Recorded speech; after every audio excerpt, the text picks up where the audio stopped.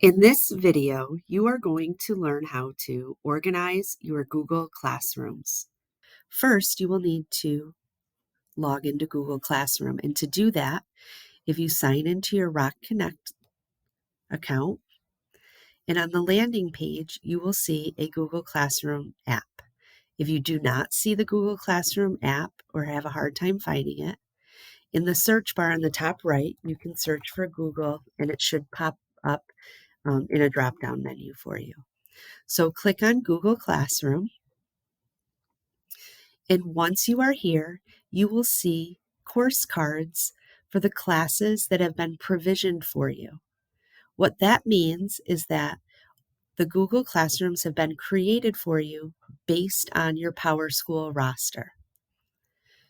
So the first thing that you can do is you can rename your Google class.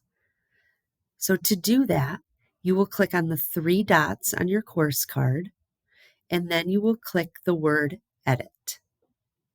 Here is where you can change your you can change your Google Classroom name. So here I'm going to do Delahanty ELA 2023 and click Save.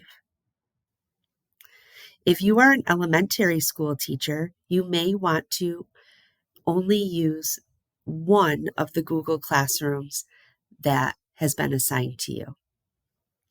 If you are a middle school or high school teacher, you may want to rename the class according to what period it takes place during the day.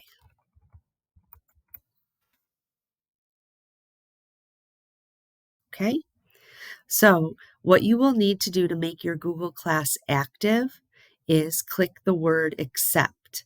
You will see the word accept in the bottom right corner of each classroom class card. Once you click accept, your students will have an active Google Classroom as well.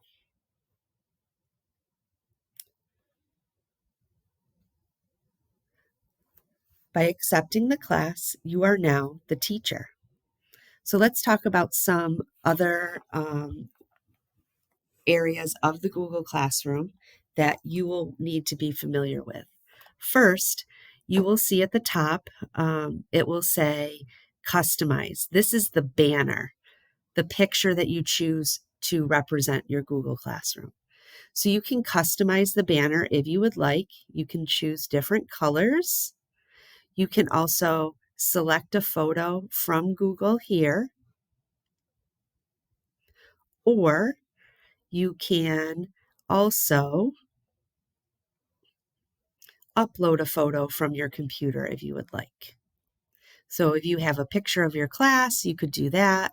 Maybe some of you have created a banner in Canva. You can do that as well. Once you click Save, your banner will change.